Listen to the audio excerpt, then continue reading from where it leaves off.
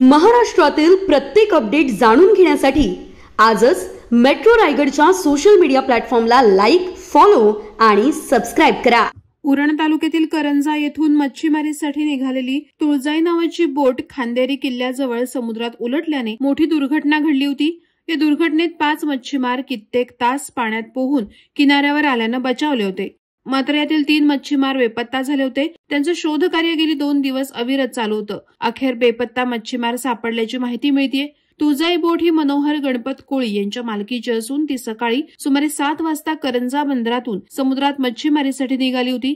मात्र सुमारे 8:30 वाजण्याच्या सुमारास खांदेरी किल्ल्याजवळ बोट उलटली। बोटीत एकूण 8 जण होते, त्यापैकी 5 जण सुखरूप किनाऱ्यावर आले असून त्यांना किरकोळ दुखापती झाल्याने उपचारासाठी रुग्णालयात दाखल करण्यात आले।